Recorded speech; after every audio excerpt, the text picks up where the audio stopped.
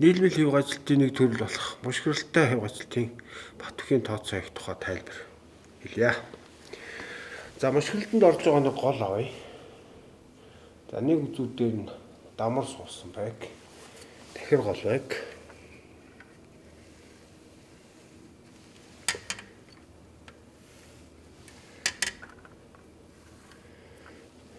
За мэдээж өнгөрөлтөд толхивч байрлуулсан тулгуурууд байх хэвээр. Энэ тулгуурууд авч. За тэгэхээр энд хүч үйлчлэлээ гэж үзье. Хүч үйлчлэлээ. Дахир гол дээр хүч үйлчлэнэ гэсэн үг ээ. За тэгвэл оосрон дамжуулга байвал энд оосрон дамжуулгын салаанууд дээр үүсэх хүчийг S жижиг S том S гэж тэмдэглэв. За юм байна. За энэ үед тодорхой зайнууд өгөгдсөн байг. Гэт. За энэ зайнуудыг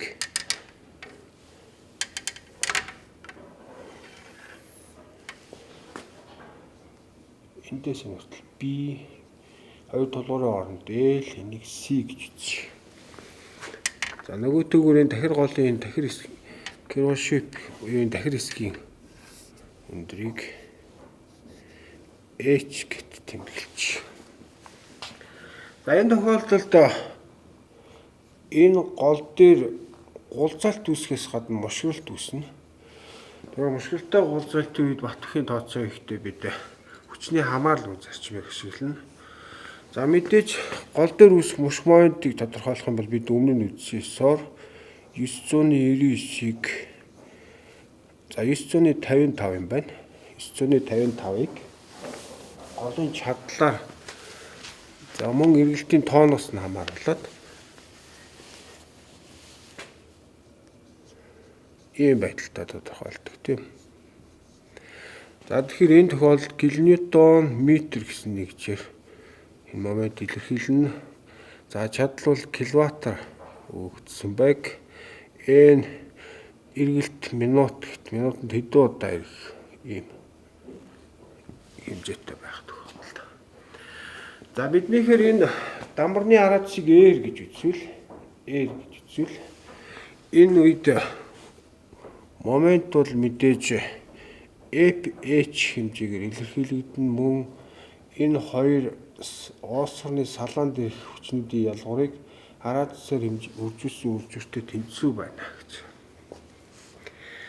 За хүчний үйлчлэлээр гол дээр дотоод хүчний эпүр байгуулах юм бол гулзайлах момент, мушгих моментын эпүр байгуулагдана. За юуны өмнө бид мушгих моментын эпүрийг зурах юм бол за улаан ангээр зурчи энэ хэсэг дээр бидний тодорхойлсон момент байна гэж. За тэмдгийн дүрмийг бол өөрсдөө тогтоож болох юм. Тэгэхээр яг мушгих момент бол LB гэсэн урттай хэсэг дээр наа гэж. Энэ бол мушгих моментын Т гэдэг. За түүнээс гадна бид энэ үед гулзалт үүснэ. За энэ тулгуурыг А за энд холбоос байна гэсэн үг л дээ. Энэ дамар суусан холбоосыг А, тулгуурыг B, C, энд дэд зангилааг D гэж тэмдэглэж. За тэгвэл схемчлээ зурах юм бол ийм дамнуур байна гэж үзэж болох юм. Дамнуур. За дамнуур B тулгуурыг ингээд схемчлээ зурчи, C тулгуурыг энд схемчлээ зурчи. За энэ бол эргэлт хөдлөө их боломжтой гэж. За тэгэхээр бидний тохиолдолд энэ дамар тодорхой жинтэй байг. Q гэсэн жинтэй байж байг. Q. За Q-ийг анхаарал үзэх юм бол энд дамнуурын биднийхэр зүүн тулгуурт үйлчлэх хүч болно. За ингээд бид эпүр байгуулах юм бол гулзайлах моментын эпүр байгуулах юм бол ийм байдалтай F4 байгуулагдаж болж байна.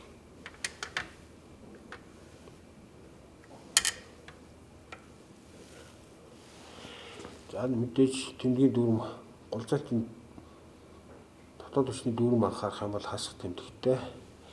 За энд Q гүрч нь B хэмжээний момент үүснэ гэж. За дахиад бид энэ момент бол биднийхээр одоо X тэнхэгтэй харьцангуй голзайлах момент болно. Дахиад дамнуураа ийм байдалтай зуръя. Схемчлээд. Өөрөөр хэлбэл одоо бид энд босон хавтгаад ирэх хүчнээс момент үүсгэсэн. Дотоод түвшний F4 байгуулсан. Одоо хэвтээ хавтгаад ирэх хүчнээс анхаарал үзье. За F хүч дээш чиглэнэ. За энд хоёр салаан дээр Орсны салаан дээр хүчнүүдийн ялгуураар үүсэх дотоод хүч байна. Ингээд гадаад хүч үйлчлэнэ. За энэ тохиолдолд F4 байгуулах юм бол суурь шугам авлаа. За эхлээд F4 энд хугаралтайгаар тэгээд дээшгээ реакц хүчнээс хугаралтай ийм F4 байна. За энэ хүчийг бид F гэж үзвэл энд FC гэсэн голзайлах момент. За энд хоёр салаан дээрх хүчнүүдийн ялгуурыг B зайгаар үзүүлсэн хэмжээний моментийг наагч.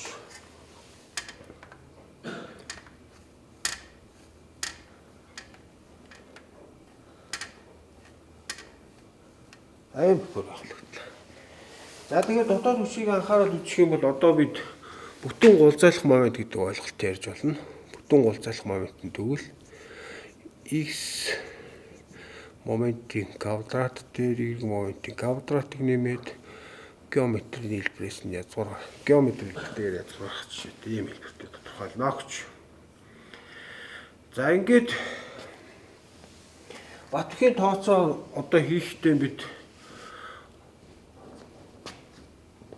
онолын 4 Батбахийн шалгаж сонгомжтой 4 онолыг баримталж тооцоо хийдэг. За тэгэхээр Батбахийн 1-р онолоор болохоор өөрөөр хэлбэл хийцэд үүсэх хамгийн их нормал хүчтэлийн утгандаа бит эд анги хөрөх үед эвдрэл үүснэ гэж үздэг.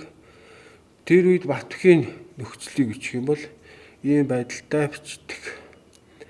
За хаалтан дотор сигма 1 квадрат нэмэх нь язгуурын дор 4 5 квадрат гэдэг. За энэ зөвшөөрөлт хүчтлээс хэтрэхгүй гэдэг. Батбахийн 1-р онол дээр харгалзах. За 1-р онол гэдэг энд. За Батбахийн 2-р онол болохоор хэв ажилтны онол байдаг. Тэгэхээр хамгийн их хэв ажилтны утгандаа хөрс үед хийц элемент эвдэрнэ гэж үздэг. Тэгвэл сигма нормал хүчтэй гэвэл за энд хаалт нийлгүүгээр авчих да. Хаалт нийлгүүгээр авъя. Сигма нэмэх нь сигма язгуурын дор 4 5 квадрат гэсэн хэлбэртэй. За энийг 165-аар үржүүлбэл хамгийн их хэв ажилтны онол буюу 2-р онол. Батбахийн сонгодог онолуудын 2-р онол. За 3-р онол тангенциал хүчтлийн хамгийн их утгандаа өрснөөс болж хийц элемент эвдэрнэ гэж үздэг. Тэгвэл тэр онол дээр бид ийм томьёол гаргана. Энэ зөвшөөрөлт хүчтлээс хэтрэхгүй байх ёстой 3-р онол. За Батбахийн 4-р онол байна. Тэгэхээр язгуур доор сигма нормал хүчтэй 3 5. За энэ болохоор потенциал энерги онол байгаа. Тэгэхээр 4-р онол гэх потенциал энерги онол. За бид өмнө нь голзалтын үед үүсэх нормал хүчтлийг бид ийм хэлбэртэй тодорхойлсон. Голзалтын үед үүсэх нормал хүчтэй нь голзайлах моментыг эсэргүүцлийн моментд харьцуулах ёстой. За тангенциал хүчтэл бол одоо бидний тохиол мушг моментоос хамаарат ийм хэлбэртэй байна. За туйлын инерцийн моментыг дугуй огтлын хувьд анхаарал үзэх юм бол туйлын эсэргүүцлийн моментыг 2 дахин авсантай тэнцүү байна. За үүнийг анхаарч үзээд нэгдүгээр томьёог баг зэрэг задлаа. Тэг 1.5. За сигма болохоор бид нормал хүчтэй гэвэл m-ийг хуваах нь wx. За нэмэх нь язгуурын доор m wx квадрат нэмэх нь 4 тэг хуваах нь 2wx гэдэг. За энэ Батүгийн 1-р онол буюу хамгийн их нормал хүчтэй онолыг задлаад бичих юм бол ийм хэлбэртэй бичлээ. За эндээс нэг зүйлийг анхаарал үзвэл wx-ийг хаалтны өмнө гаргачаад бид ийм томьёол бичиж болох юм. За би шар өнгийн бол үзгээр биччихье. m нэмэх нь язгуурын доор m-ийн квадрат нэмэх нь 5 квадрат гэдэг. За энэ ийм хэлбэртэй бичиж болж байна. За энийг болохоор Т мушг момент байна гэж Т гэдэг. Т мушг момент байна. Энд квадратыг язгууртай байна.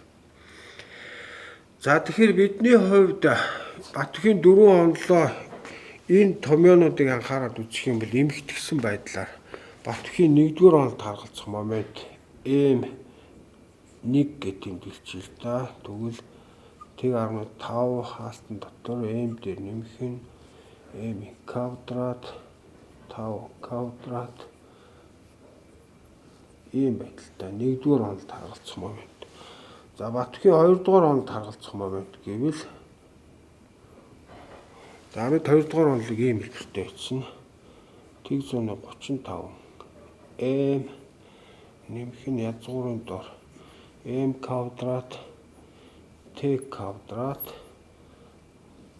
За энийг Батүгийн 2-р онолд харгалзах момент. За түүний дараа бид Батүгийн 3-р онолд харгалзах энэ хэсгийг ялгчээ. Батүгийн 3-р онолд харгалзах момент гэвэл